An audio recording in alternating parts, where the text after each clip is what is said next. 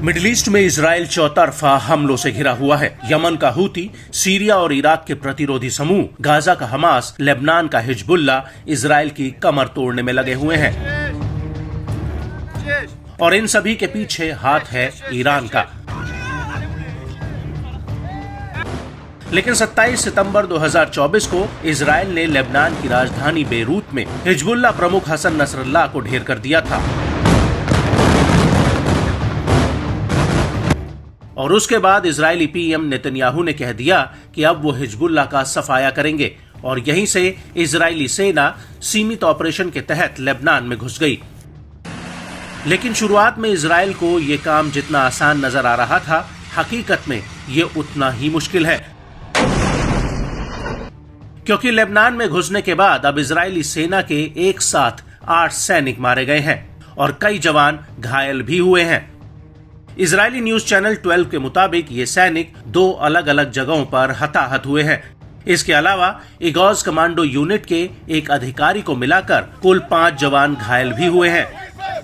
Israeli army radio के मुताबिक दक्षिणी लेबनान की एक बिल्डिंग में कमांडो फोर्स का सामना हिजबुल्ला के लड़ाकों से हुआ और यहीं पर ये सैनिक मारे गए हैं।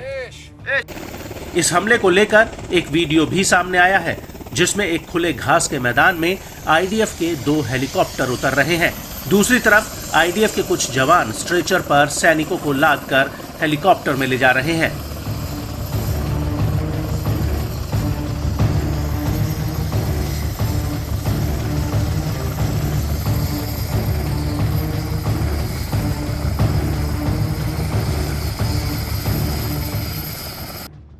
वहीं हिजबुल्ला का कहना है कि उसने गाइडेड मिसाइल से आईडीएफ के 3 मरकावा टैंकों को भी उड़ा दिया। ये टैंक दक्षिणी लेबनान के मारून अल रस की तरफ बढ़ रहे थे। हिजबुल्ला ने यह भी दावा किया है कि उसके हमलों में आईडीएफ के अभी तक 80 से ज्यादा जवान घायल हुए हैं। हालांकि आईडीएफ की तरफ से इस आंकड़े की पुष्टि नहीं हुई है। वहीं हिजबुल्ला का यह भी कहना है कि यारून कस्बे को इजरायली सेना जंगल के रास्ते से घेरने की कोशिश कर रही थी, लेकिन तभी हिजबुल्ला के लड़ाकों ने उन्हें बारूद से उड़ा दिया, जिसमें कई जवान घायल हुए। इसके अलावा जब आईडीएफ ने खालेत अल माफेर से ओडेसे में घुसने की कोशिश की तो आईडीएफ पर एक बड़ा हमला हुआ, जिसकी वजह से इजरायली सेना को पीछे हटना पड़ा।